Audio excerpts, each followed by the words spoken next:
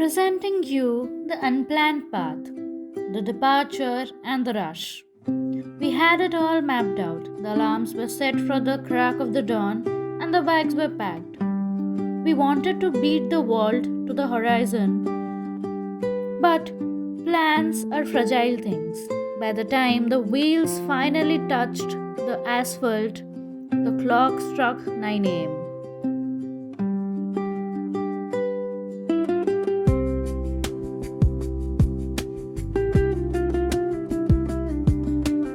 The cool morning air was already gone, replaced by the shimmering heat of a day in full motion. The highway wasn't just a road today, it was a living, breathing celebration. It seemed like everyone had the same idea, a mass exodus towards the unknown.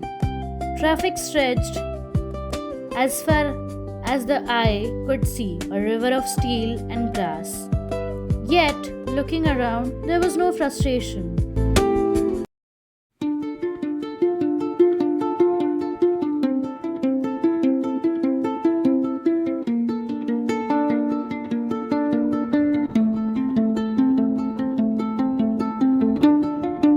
We were a part of a collective journey, the town of Chatia. Hunger eventually pulled us towards Chatia. We had visions of a bustling breakfast shop, vibrant and full of life. Instead, we found a town caught in a deep slumber. Every shutter was down, every door bolted shut, save for one, a solitary store standing like an outpost in a ghost town. It wasn't the gourmet feast we'd imagined, and it was far later than we'd hoped. But there is a specific kind of magic in a meal shared when you are the only ones there. It was a simple, tasty meal. It was exactly what we needed.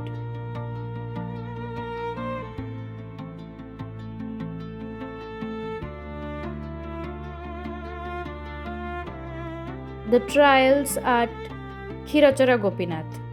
We pressed on towards the sacred silence of Khirachara Gopinath. We came seeking the blessings of the divine. But the universe had other plans. The gates were already closed, the rituals hidden from our eyes this time. It's a strange feeling when the destination rejects you. But the road wasn't done testing us yet. The hiss of a punctured tire is the sound of a traveler's heart sinking. There we were, no lunch, the sun leaning towards the west, and a car that wouldn't budge.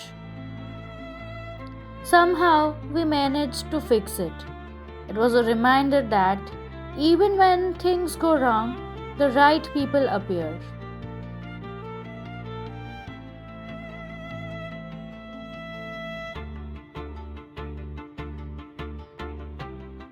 The golden hour at Talasari. With the tire fixed and our spirits revived, we skipped lunch and raised the sun towards Talasari. We arrived at 4 p.m., the hour when the lights turn to golden and the world softens. The view was symphony. The vastness of the coast, the rhythm of the waves, and the sheer scale of the horizon made every delay of the morning feel like a necessary task. I stood there, letting the salt air wash away the stress of the highway.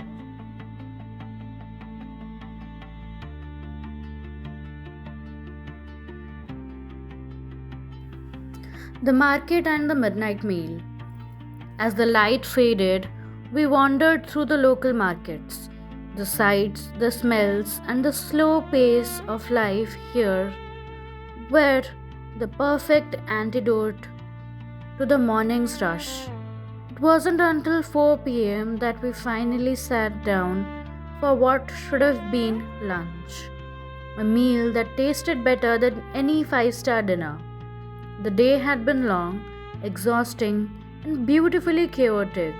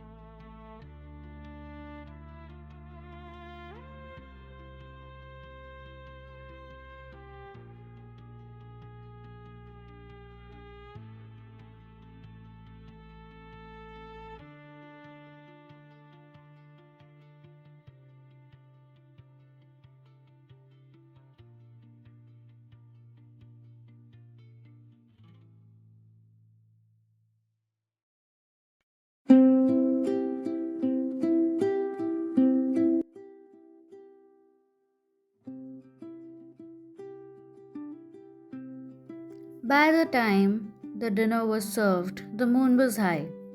We ate in a daze of tired satisfaction. Day one was a lesson in letting go. It wasn't the trip we planned, but it was the adventure we were meant to have.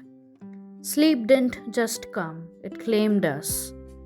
And as the screen fades to black on the first chapter, we know one thing for certain: The road always has the final say.